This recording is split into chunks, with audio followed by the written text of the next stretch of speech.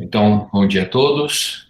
Dando continuidade aos nossos seminários, hoje quem vai falar para a gente é o João, e ele vai falar sobre o Teorema de Tchaikovsky. João, fica à vontade. Tá, obrigado, professor. Sim, eh, nesse seminário, então, vou apresentar e explicar uma demonstração do Teorema de Tchaikovsky. Ele é um teorema importante lá em dinâmica discreta. Esse foi um teorema que eu estudei o semestre passado na uma disciplina de sistemas dinâmicos com o professor Ricardo. E achei o teorema bem interessante porque é um resultado importante e as ideias da demonstração são quase todas simples, né? O principal resultado de análise que a gente precisa para fazer a demonstração é o teorema do valor intermediário. E o restante da demonstração usa ideias de, de como associamos um grafo com um homeomorfismo na reta. Então, eu estava comentando aqui, de maneira de introdução, bom, Tchaikovsky, ele publica seu teorema lá na década dos 60. Esse teorema sistematiza, de certa forma, as órbitas periódicas de um homeomorfismo num intervalo. Mas essa demonstração que ele deu foi é bastante complicada, né? Então, mas umas décadas depois, já lá na década dos 90, alguns matemáticos conseguiram escrever uma demonstração bem mais simples, e como já comentei, que usa o principal resultado de análise que a gente usa para demonstrar esse teorema, o teorema do valor intermediário, e alguns argumentos combinatórios baseados na construção de um grafo. Tá? Devido à importância do teorema, então, que eu queria dizer que décadas depois da demonstração de Tchaikovsky, se tentou desenvolver uma demonstração mais simples do teorema. Tá? Então, assim, mais ou menos a ideia, a ordem da apresentação vai ser a seguinte: eu apresentarei primeiro uns resultados básicos de existências de pontos periódicos e pontos fixos para funções contínuas na reta e em eje, né? Logo, eu introduzo a terminologia dos grafos e como eles estão associados a estas funções, e finalmente eu apresento e demonstro o teorema. Tá? Então, como já comentei, o principal resultado de cálculo que eu vou usar é o teorema do valor intermediário, né, que é o teorema que a gente conhece bem.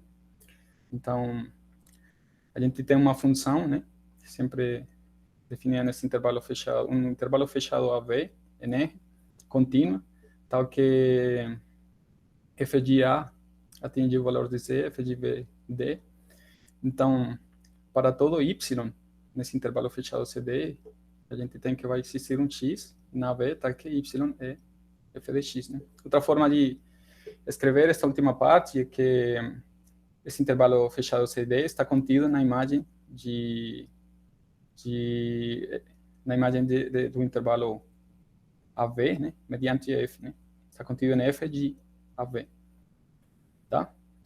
Outra definição, bom, que a gente já também está familiarizado, é a de ponto fixo, né? Vão ser todos os conjuntos de pontos fixos, vão ser todos os números em I, nesse intervalo, tá? Que f de x seja igual a x, né? Por outro lado, também, dizemos que x é um ponto de período n, de f, se n for o menor natural, tal que f de n, f de d, for de x, seja igual a x, né? Ou seja, esse n é o menor natural, tal que a enésima iterada, ou décima iterada aqui da f, de x for igual a x, né? Bom, Então, umas primeiras proposições ou resultados sobre a existência de pontos fixos para funções contínuas definidas em intervalos fechados é esse aqui, né? Se a gente tem uma função definida no intervalo unitário 0, 1, nele mesmo, contínua, então existe pelo menos um ponto fixo de f, né? Para f.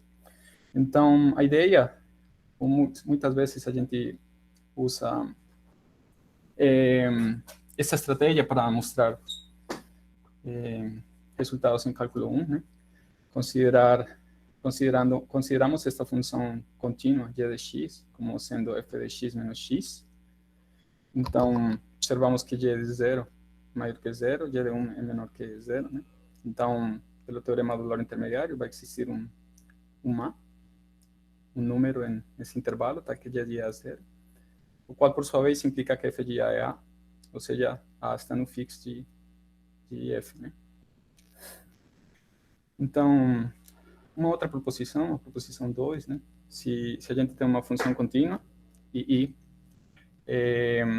definida sobre um intervalo fechado i, e j for um outro intervalo fechado que contém a i, tal que j está contido na imagem de f de i, então o fixo de f restrito a i vai ser diferente do vazio. Tá? Bom, então, na demonstração também vamos usar o teorema do valor intermediário, e para isso, então, denotamos esses intervalos desta forma: I como AV, J como CD. Como J contém I, então C vai ser menor que A e V menor que D. Mas, por hipótese, além disso, temos que o J está contido na imagem de f de I, né? Mas como I está contido em J, então segue que I vai estar contido em f de I. Daí, então, existe um xa, xb em I, tal que f de xa é A, f de xb é igual a V, né? Atingindo esses valores. Bom, se for xa igual a A ou xb igual a V, já teremos demonstrado a existência do ponto fixo, né? No caso contrário, então, como esses números estão em I, então eles estão nesse intervalo, certo? Então, de novo, considerando esta função contínua h de x como f de x menos x, temos que h de xa será a menos xa, menor do que zero, porque a está nesse intervalo, né? E analogamente, h de xb vai ser b menos xb, então isso implica que h de xb é maior do que zero. Então, como sendo h contínua, usamos de novo o teorema do valor intermediário para mostrar a existência de um número em I, tá? Que h de c é zero, né? Por conseguinte, C é um ponto fixo de f em I. Bom, mas aqui, terminando essa proposição, eu vou introduzir uma notação para denotar, quando isso aqui acontece, quando tivermos esta contenência aqui, J contido em f de I, vamos dizer que, bom, f de I cobre J, e usaremos essa notação aqui, de uma setinha de I para J. Essa notação de cobrimentos vai ser usada daqui para frente, né? Bom, temos uma outra proposição 3, ela diz que se I e J são intervalos fechados, tá que f de I cobre J, né? Então, existe um intervalo compacto,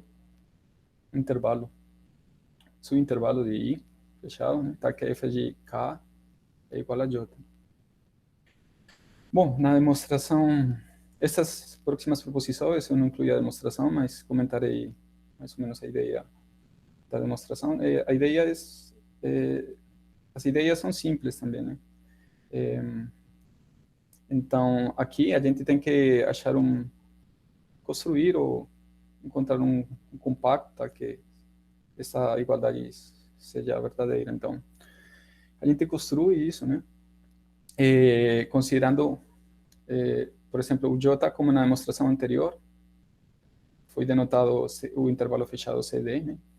Então, por exemplo, considerando o extremo esquerdo, o extremo inferior desse intervalo, né, que a gente quer achar, né, como sendo o máximo dos x que estão em algum intervalo, tá, que f de x seja igual a c, e o intervalo direto como mínimo, né? Então, aí dá para... Esse intervalo compacto vai ser... Esse intervalo fechado vai ser o intervalo que a gente está procurando e usamos o teorema do valor intermediário para mostrar essa igualdade aqui. Então, bom, a seguinte proposição diz que se f for uma função contínua, não? Como a gente vem trabalhando nesse intervalo fechado, e sejam I0 até IN-1, subintervalos compactos de I, tal que a gente tem esta cadeia aqui, essa cadeia, né, que está determinada pelas coberturas, como já foi introduzido na notação anterior, né? Então, aqui, por exemplo, bom, a gente tem uma cadeia de tamanho n, né, onde, por exemplo, I2 aqui, essa setinha significa que I2 está contida na f de 1 e assim por diante, né? Então, se isso acontece, podemos mostrar que existe um ponto fixo da enésima iterada da f, tal que além disso, essas k'ésimas iteradas vão estar nesses intervalos aqui, nesses subintervalos, né? I0 até IN-1. Bom, a gente faz essa demonstração usando indução. Note que para n igual a 1, a gente teria apenas esta cadeia, né? Esta parte. Então, dá para usar a proposição 2 para garantir a existência de um ponto fixo de f, apenas de f, né? Para n igual a 1. E para n maior, para o seguinte passo de indução, a gente usa a proposição 3 para mostrar o resultado, né? Então, essa proposição, que vai ser usada várias vezes mais na frente, nos diz que se temos uma cadeia de tamanho n, então todos estes iterados vão estar em algum desses subintervalos, né? E além disso, ele vai ser um ponto fixo da enésima iterada. Tá? E a última proposição desse slide, então, nos diz que se f for uma função contínua, como já definida nesse intervalo i, se f possui um ponto n periódico, com n maior que 1, então f possui um ponto fixo, né? E a ideia da demonstração também é simples, a gente usa o teorema do valor intermediário, né? Essa é a ideia principal para mostrar essa proposição. Mas o primeiro teorema que a gente tem, esse teorema de Lick-York, sobre existência de pontos fixos, né? Para funções NR. De pontos periódicos, desculpa, né? Nesse teorema, então, se f é uma função real contínua, definida nesse intervalo fechado I, tal que f possui um ponto 3 periódico, então f possui pontos periódicos de todos os períodos, né? Isso quer dizer, bom, na literatura, em algumas referências, quer dizer que eles indicam como da seguinte forma, que ponto 3 periódico implica causa. Se temos um ponto de período 3, então temos pontos periódicos de todos os demais períodos. Então, bom, começando com a demonstração, a gente, por hipótese, temos que existe um ponto 3 periódico, então vamos denotar esse ponto como x1, certo? E vamos introduzir um x2, x3 em i, tais que eles são todos diferentes, e com f de x1 igual a x2, f de x2 igual a x3 e f de x3 igual a x1. Então, como eles têm periódico, então aqui eu fiz um desenho ruim do que está acontecendo, né? Aplicando f em x1 ele vai para x2, de novo aplicamos f vai para x3 e aí volta, né? Porque x1 é de período 3, né? Tá. Então, denotando I0 como esse intervalo fechado x1, x2 e 1 como intervalo fechado x2, x3, né? Pela continuidade de f, podemos usar o teorema do valor intermediário para obter estas continências aqui, né? Por exemplo, nesta aqui, que a gente tem, f aplica os extremos desse intervalo, x1 em x2, x2 em x3, né? Que é os extremos desse intervalo, né? Então, pelo valor intermediário, a gente tem essa continência, né? Igual com essa aqui, né? Mas como essa imagem contém essa união, isso, em outras palavras, significa que ele contém esses dois separadamente, né? E eu separei essas continências porque eu quero relacionar elas com essas coberturas aqui, né? Dessa forma, né? Cada uma destas continências são representadas aqui embaixo. I0 você tem I1, I1, I0, I1, I1. Beleza? Então, bom, a ideia principal que a gente tem para demonstrar, que a gente vai usar para demonstrar este teorema é a proposição 4, né? Na proposição 4, devemos ter um ciclo, né, de coberturas de tamanho n para garantir a existência de um ponto fixo da enésima iterada, né? Então, vamos tentar obter uma cadeia assim, para aplicar a proposição 4. Para isso, então, introduzimos estes conjuntos, estes subintervalos, J0, esses intervalos J0, J1 até Jn-1, tal que os primeiros n-2, i igual a 0 até n-2, vão ser igual a i1, e o último, Jn-1, vai ser igual a i0, né? Então, daí a gente tem essa cadeia aqui de n coberturas ali, né? Então, e ela está bem definida por estas coberturas de cima, né? Que a gente tem, né? Então, como temos um ciclo aí de tamanho n, a proposição 4, então, garante a existência de um x0 em J0, que J0 é I1, tal que a enésima iterada da f de x0 vai ser igual a x0, né? E ele é fixo dessa iterada, né? Essa função. E essas k-simas iteradas aqui para k entre 0 e n-2 vão pertencem a jk, mas jk é I1. E a última, né? A gente definiu o jn-1 como I0, né? Então, a gente tem essa igualdade também. Bom, o teorema, a demonstração não acaba porque, bom, a gente quer mostrar que esse x0 é de fato um ponto de período n, né? Lembramos que sabemos que o período é o menor natural que satisfaz esta igualdade, né? Mas esse n pode ser, por exemplo, o múltiplo se ele não for o período, né? Ele pode ser múltiplo do período, quer dizer, pode existir um R que divide a n, né? Tal que isso aqui acontece. Então, mas a gente vai mostrar que isso não pode acontecer, né? Quer dizer que esse é um ponto periódico, de período n. Então, mas supondo o contrário, que x0 não seja um ponto n periódico, então, como acabei de comentar, isso significa então que a órbita de x0 tem tamanho menor que n, certo? Ou seja, que existe algum s, sei lá, que divide n, né? Tá, que esse é superior de x0. Então, teremos que existe um R aqui entre 0 e n-2, tal que f, essa iterada, r-ésima iterada de x0, vai ser igual a f de n-1 de x0. Tá? Mas fn-1 de x0 pertence a i0, né?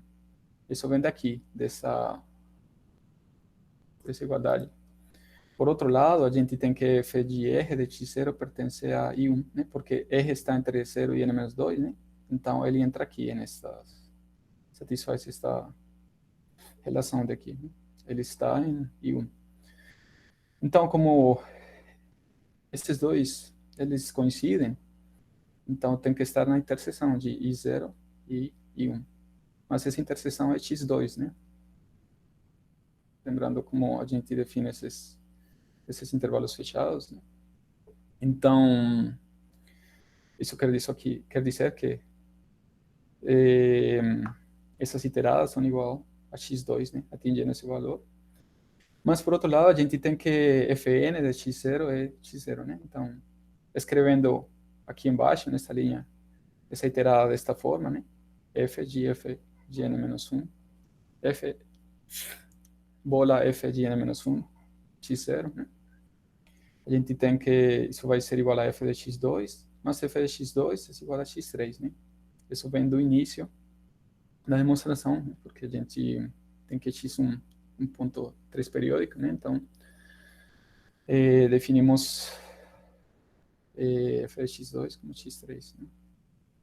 Bom, então, aplicamos novamente F aqui, em ambos lados desta igualdade. Então, vamos ter que F de x0 vai ser igual a F de x3, mas F de x3 é x1, que não pertence a I1, porque I1, bom, o x1 de fato não está lá, né? Mas isso é um absurdo, porque F de x0 está em I1.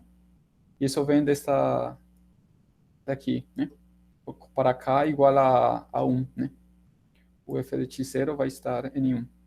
Portanto, x0 a gente tem que, de fato, é um ponto n periódico da F, né? Isso para n maior que 3, né? Bom, então isso conclui a demonstração do teorema de Lick-York.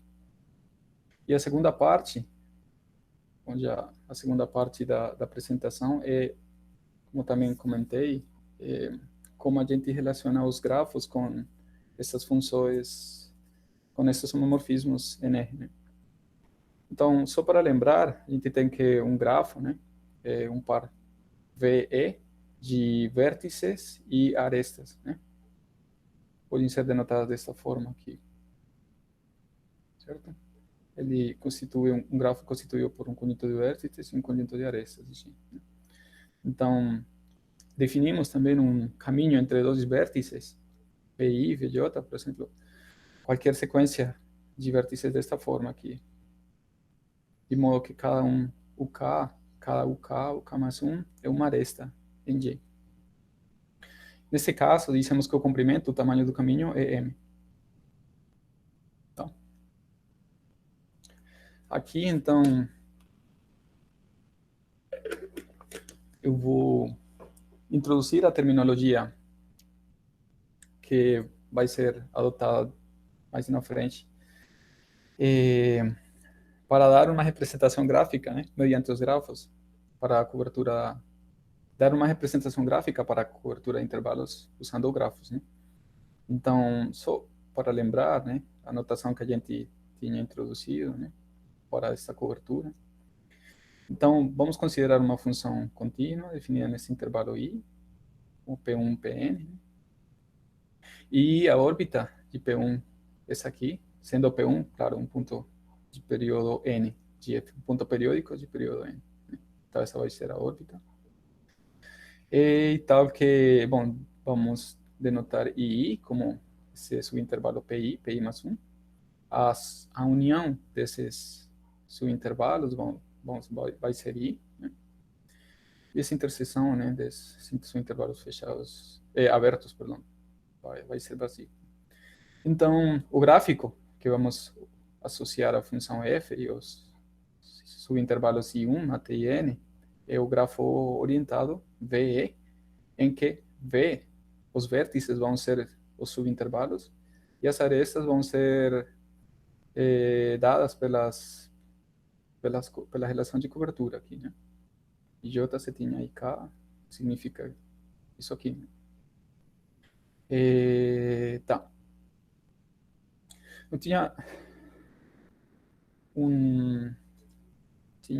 colocado um exemplo simples para ilustrar um pouco essa representação mediante o grafo, né? Por exemplo, para essa função 2x para x menor que meio, 2 menos 2x para x maior que meio. Se a gente considera esses subintervalos, né? E 1 como 0 meio e 2 como meio 1. observamos aqui que a imagem desses subintervalos mediante f é tudo o 0, 1. Isso pode ser visto graficamente, né? Esse é o gráfico da função, né? Então, isso quer dizer, nesse caso, como eles aplicam a imagem desses subintervalos é todo 0, 1, significa que temos essas relações aqui de continência, de coberturas, né? I1, você tinha I2 e assim. I1, I1, I2, I1, I2, I2. Então, nesse caso, o grafo que representa a função e esses subintervalos vai ser esse aqui, né? Bom, os seguintes resultados, eles estão baseados na análise das propriedades de um grafo G associado a uma função e a n subintervalos, como foi introduzido nesse slide, né? Então, o primeiro lema nos permite mostrar que existe um subintervalo I1, esse vai denotar esse intervalo PA mais 1, um subintervalo de I, tal que essa aresta, I1 se tinha I1, está em G. Ele vai ser uma aresta em G. Tá? Então, existe um subintervalo com essa propriedade. Tá? Já o lema 2, então, ele nos diz que, partindo de 1, o subintervalo do lema anterior, sempre existe um caminho ligando I1 até IJ para todo J entre 1 e N.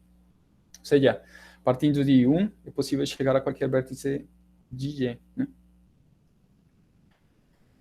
E o lema 3, né, ele diz que se para todo J maior que 1, não existe um caminho em G ligando IJ com I1. Então, temos as seguintes afirmações são certas, né? N é par, F possui ponto 2 periódico e F eleva os elementos da órbita à esquerda de 1 em elementos da órbita à direita de 1. Ou seja, a esquerda de 1 quer dizer números à esquerda de PA e à direita, números aqui à direita de PA. E vice-versa, né? Então, bom, nas demonstrações, a gente usa o lema 3 para mostrar esse lema 4 aqui.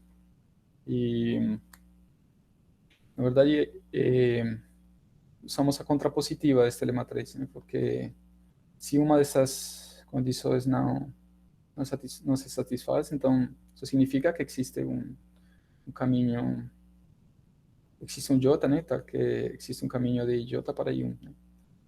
Então a gente usa isso para mostrar esse lema 4, né?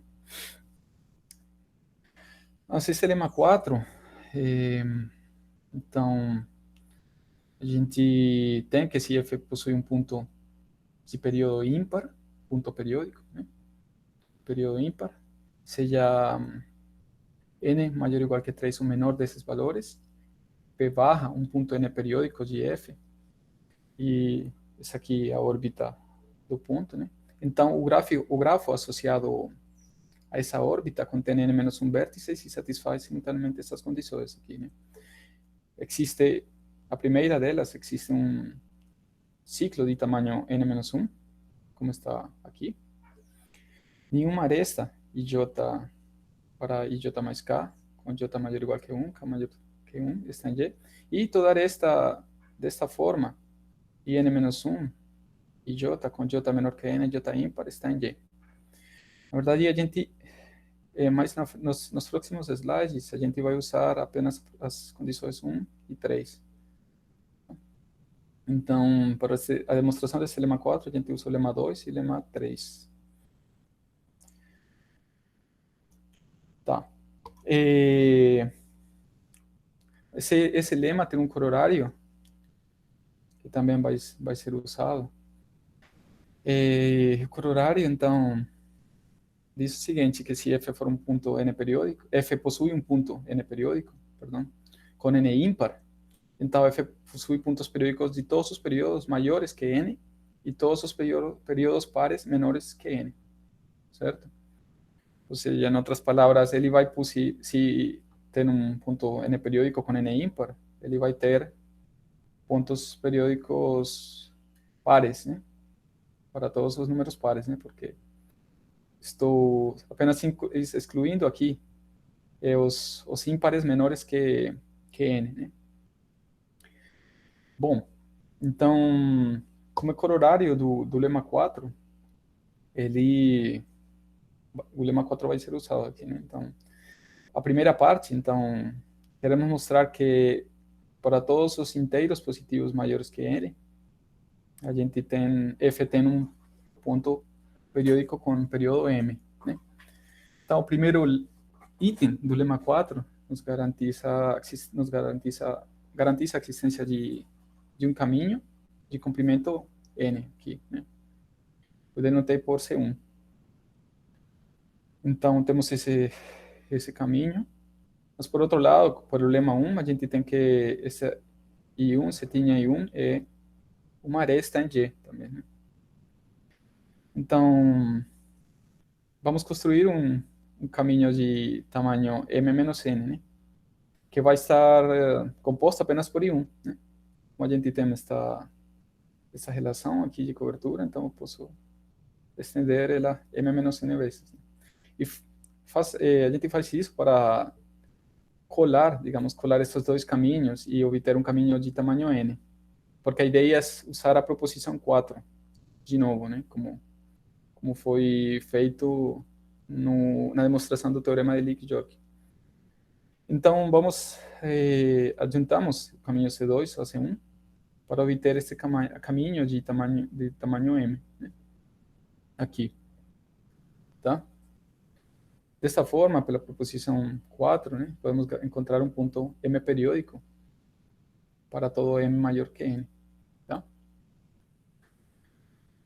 Por outro lado, a gente agora consideramos um inteiro menor que n, mas inteiro par, da forma 2i, certo? Como n é ímpar, então n menos 2i vai ser ímpar, né? E pelo lema anterior, temos que estar esta, né? Temos essa relação de cobertura, IN-1, se tinha N-2i. Isso acontece porque IN-2i é ímpar e ele é um inteiro menor que n, claramente, né? Então, voltando para a condição 3, né? O item 3, né? A gente tem que se j for menor que n, j ímpar, então temos esta aresta, ela está em G, né? Então, por conta disso, esta aresta vai estar em G, né? Então, podemos construir este caminho de tamanho 2i, como está aqui, né? Ele começa por esta aresta, né?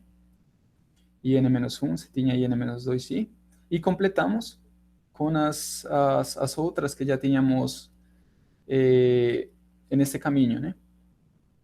Esse caminho daqui, né? Que vai até IN-1. Então, como aí vai para n-2i mais 1, e assim por diante, né? Até chegar a n-2, n-1. Então, assim podemos encontrar uma cadeia, um caminho de tamanho 2i. E, novamente, usando a proposição 4, temos que existe um ponto periódico de período m igual a 2i. Ok? Portanto, F possui pontos periódicos de todos os períodos pares menores que n e pontos periódicos de todos os períodos maiores que n, né? Então, essa proposição, esse corolário do lema 4 vai ser usado na demonstração do teorema de Charkovsky daqui a pouco. Bom, mas antes disso, temos os dois últimos resultados prévios, né?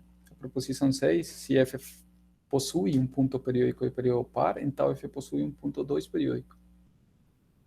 E o último lema, o lema 5, nos diz que se x0 é um ponto de período n de F e h é qualquer inteiro positivo, então x0 vai ser um ponto de período n sobre o máximo divisor comum entre n e h da hsima iterada de F. Reciprocamente, se x0 for um ponto m periódico dessa hsima iterada da F, então x0 é um ponto de período m vezes h sobre d de F, onde d divide h, mas i L é primo relativo com m. Tá? Bom, a demonstração desse lema, a gente usa algumas propriedades lá de teoria de números, dos máximo divisor comum, o mínimo comum múltiplo, né? Ela um pouquinho, ela não é grande, né? Mas por questão de tempo, por isso eu não apresentei, mas ela não é difícil. Porém, esse lema vai ser usado, né? Porque ele relaciona, né? Como um ponto periódico da F, né? Pode ser um ponto periódico agora de uma iterada da F, né? Mas com um período diferente, né? Que é dado pelo lema, né? Pelo enunciado. Bom, então por fim eu vou introduzir e enunciar o teorema de Charkovsky para logo fazer a demonstração. Então, mas o Charkovsky fez a seguinte ordenação dos números naturais, né, que é conhecida como ordem de Charkovsky. Tá? Então, ele ordenou os números naturais dessa forma aqui, como aparece no slide, né? E dissemos que A precede a V na ordem de Charkovsky. Se A precede a V na ordem de Charkovsky, o denotamos por A, esse simbolinho aqui, V, né? Como aparece na ordenação. Então, para explicar um pouquinho esta ordenação, note que primeiro escrevemos os números ímpares de forma crescente, né? 3, 5, 7, assim por diante. Depois, vamos multiplicar duas vezes todos os números ímpares, de forma crescente, né? 2 por 3, 2 por 5, 2 por 7, e assim por diante. E assim com todas as potências de 2, né? Até, por exemplo, 2K, né? 2K vezes 3, 2K vezes 5, assim por diante, né? E, finalmente,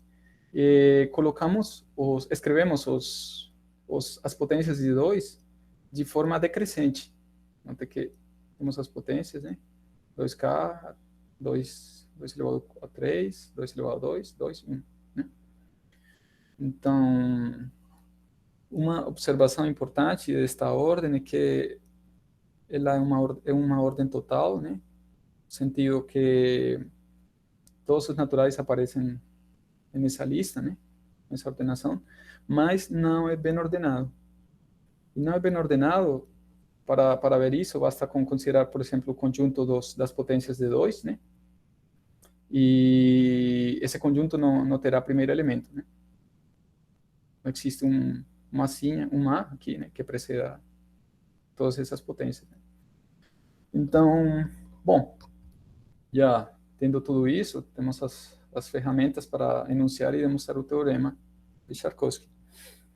O teorema, então, nos diz que se f for uma função contínua definida no intervalo i, fechado, né? Então, tal que f possui um ponto n periódico e n precede a n na ordem de Charkovsky, então f possui um ponto m periódico. Tá? Isso é o que queremos mostrar. Note que o enunciado já é mais geral que o teorema de Lick-York, né? Naquele teorema, a hipótese será que devíamos ter um ponto de período 3, né? Mas aqui, para qualquer ponto de período n, com n natural, né? Então, temos a existência de pontos m periódicos com m satisfazendo esta ordenação, né? Com m antecedendo a n, né? Bom, Então, para a demonstração desse teorema, vamos mostrar duas afirmações que vão cobrir todas as possibilidades para os períodos, para os pontos periódicos, né? Então, a afirmação 1, na afirmação 1, vamos supor que f tem um ponto n periódico com n igual a 2k, da forma, ou seja, uma potência de 2 elevado a k. Então, vamos mostrar que f possui ponto m periódico com m, da forma 2 elevado a l, para l maior ou igual que 0 e menor que k. Tá? Então, bom, como f possui ponto n periódico, começando com a demonstração desta primeira afirmação, como ele tem um ponto n periódico, pela proposição 5, ela nos garante que vai ter ponto fixo, né? A proposição 5, ela falava isso, que se a gente tem uma função com essas características, com um ponto n periódico, então ela vai ter um ponto fixo, ou seja, um ponto periódico de período 1, né? Como está escrito ali. Logo, a afirmação é válida para L igual a 0, né? Então, mas se ele for um número menor que k, então seja C um ponto n periódico, como na hipótese, né? Tal que Fn seja C um ponto n periódico, né? Então, ele satisfaz essa igualdade. E, além disso, Fj de C é diferente de C para todo J entre 1 e n-1, né? A definição de ponto periódico. Então, mas pelo lema 5, C vai ser um ponto R periódico desta iterada. Note que aqui m meios é um número inteiro positivo, porque m é da forma 2 elevado a L, com L menor que K, né? Qualquer L menor que K. Então, ele vai ser um inteiro positivo, né? Então, C vai ser periódico com período dado por esse aqui, que era dado pelo lema 5. Como n sobre o máximo divisor comum entre n e m meios. Nas m meios é 2 elevado a L menos 1, né? E o máximo divisor comum entre esses dois números vai ser L menos 1, né? 2 elevado a L menos 1. Ou seja, que R é igual a 2 elevado a K menos L mais 1. Ok? Então, isso quer dizer, claro, que C é um ponto periódico de período par dessa iterada M meios, né? Então, a proposição 6 nos garante que se temos um ponto periódico de período par, então vai existir um ponto de período 2, né? Ponto periódico de período 2. Então, temos que existe um Z, ponto 2 periódico dessa mesma função, né? Dessa mesma iterada. E, portanto, agora vamos usar novamente o lema 5 para voltar, né? Esse C, mas agora para o Z, né? Esse C vai ser um ponto periódico de F com período esse aqui, né? Deixa eu voltar um pouquinho só para ver o lema 5, né? Estamos usando agora a segunda parte, né? A recíproca, né? Aqui temos que o M seria igual a 2, né?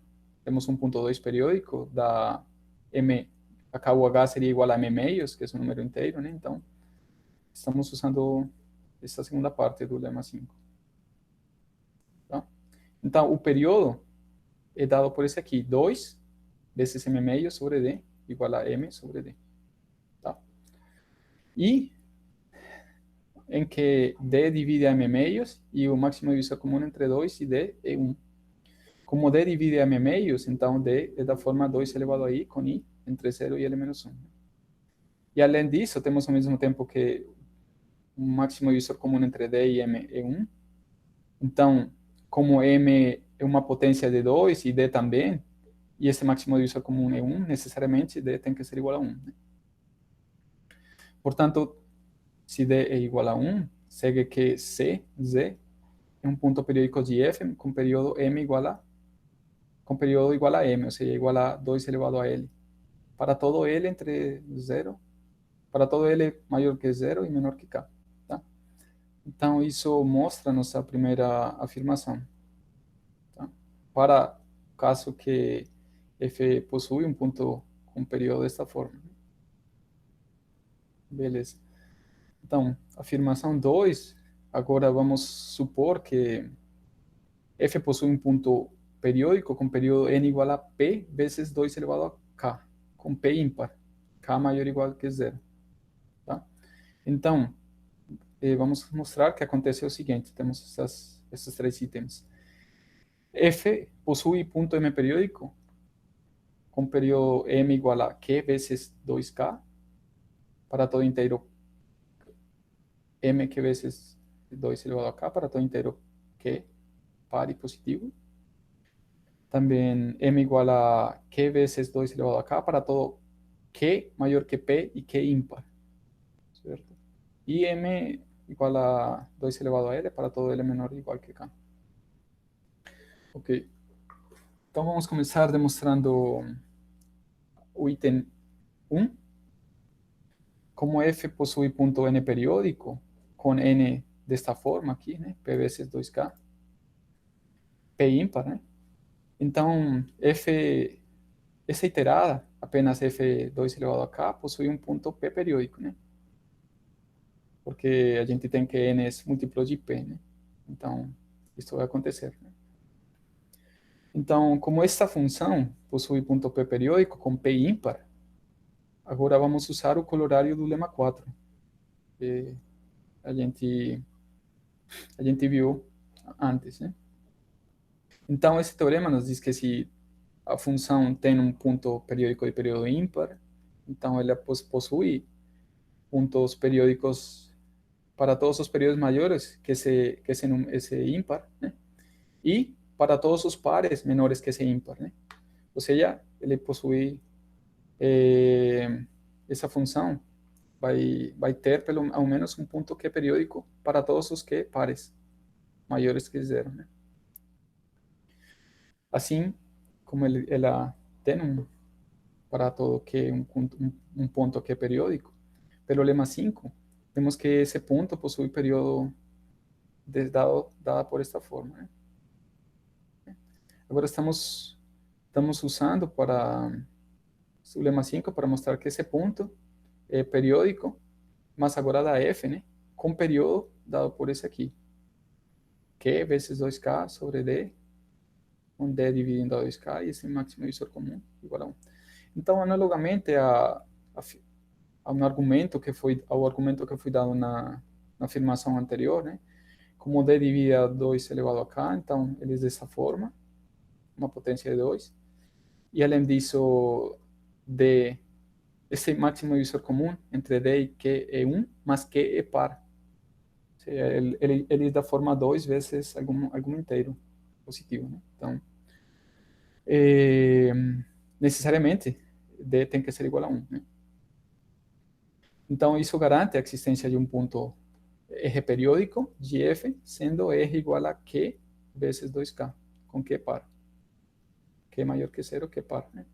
Isso mostra o primeiro item.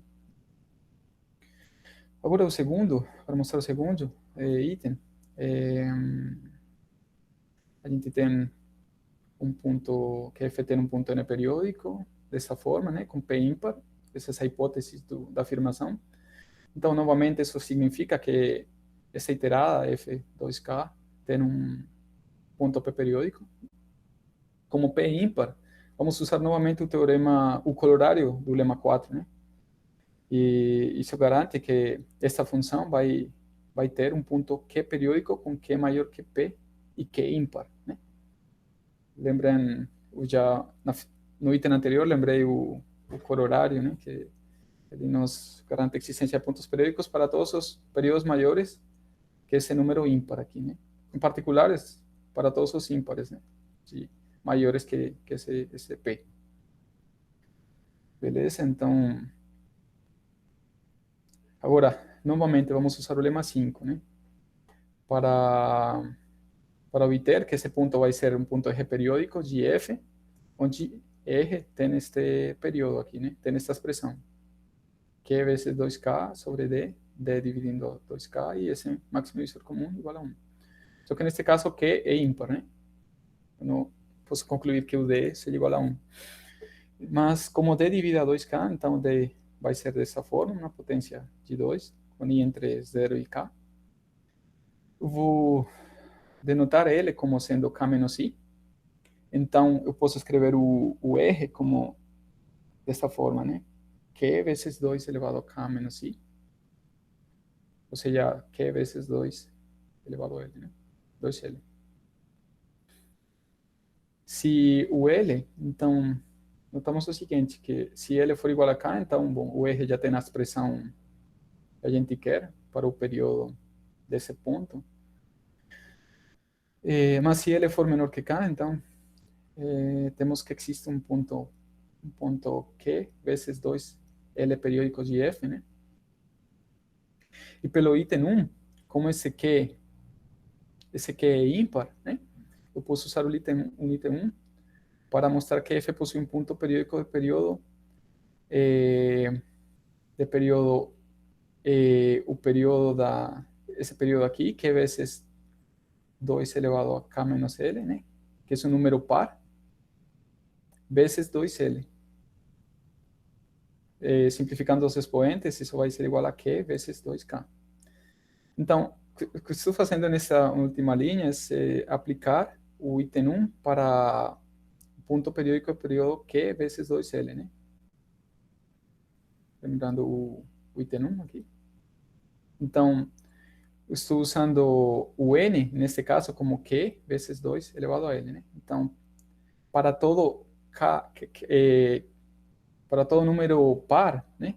Eu vou ter que F vai possuir um ponto periódico com período esse número par vezes 2 elevado a L, no nosso caso, né? Então, como esse número aqui é par, que é vezes 2 elevado a K menos L, então, essa multiplicação aqui F vai possuir um ponto periódico com período igual a Q vezes 2 elevado a K, né? Que é o que a gente queria mostrar nesse segundo item, né? Claro, para todo Q maior que P e Q ímpar, né? Como tínhamos escrito antes, né? Como tinha escrito antes.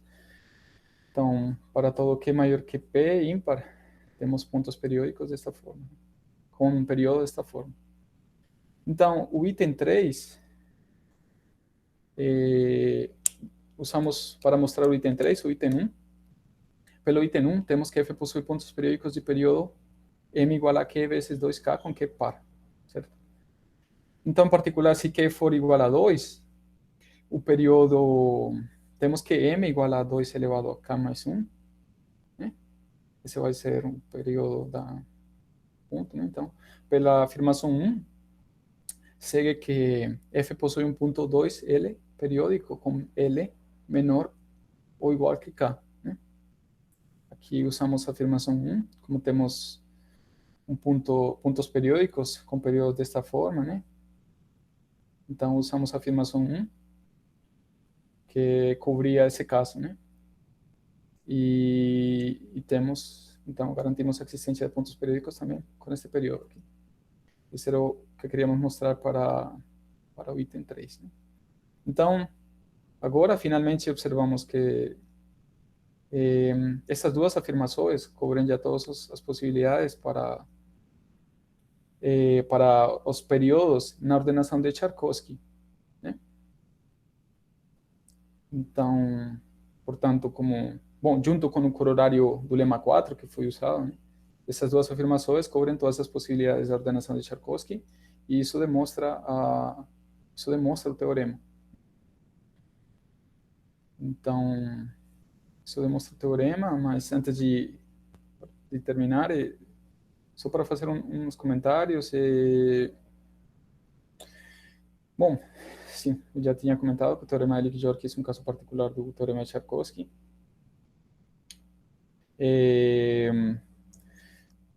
As ideias da demonstração, como já foram vistas, são a maioria delas simples, né? Talvez a principal dificuldade nela está na argumentação combinatória de extrair informações de um grafo, né, a partir da existência dos pontos periódicos. E uma outra coisa, existe uma recíproca desse teorema de Tchaikovsky, a qual diz isso aqui, né, se P precede Q na ordenação, então existe uma função contínua, F, que possui um ponto Q periódico, mas não possui pontos S periódicos com esse, para todo esse que precede ao P. Né? Outra coisa, então, como comentei no início, então, a demonstração inicial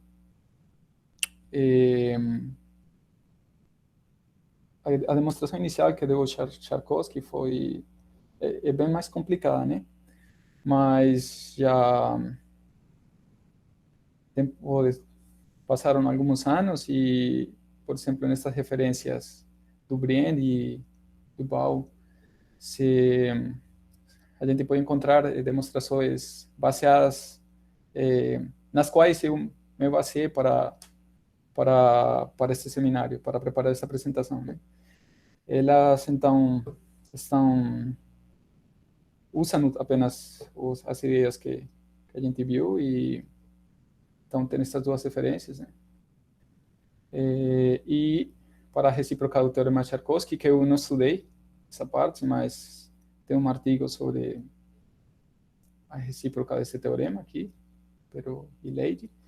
E tem uma referência em português também, que também dá uma introdução histórica, um pouco comentando o teorema, que é esse artigo aqui de Lima.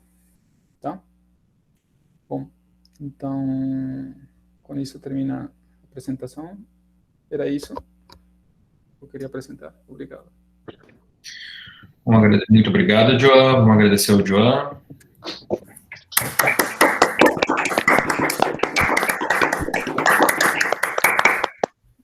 Algum comentário? Perguntas?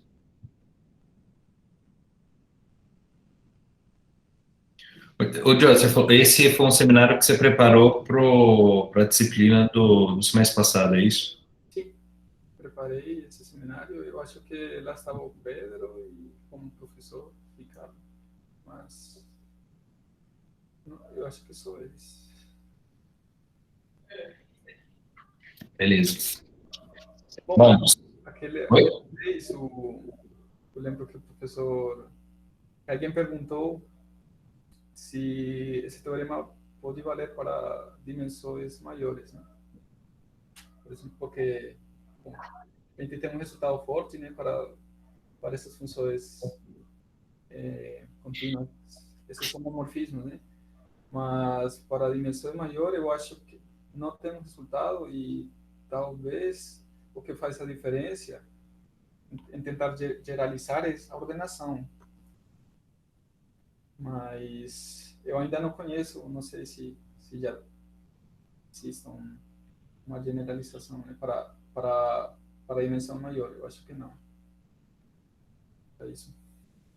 Vou comentar. Beleza. Beleza. O Ricardo está perguntando se recíproca vale, acho que você comentou no finalzinho. Sim, a recíproca vale. E vale.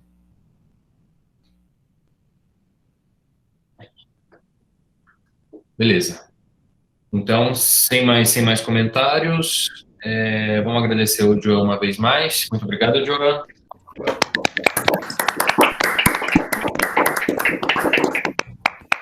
Bom, e na semana que vem, no dia 7, a gente tem o nosso último seminário, que vai ser do Luan, e ele vai falar sobre Invariant Curves of Mappings with Small Twist.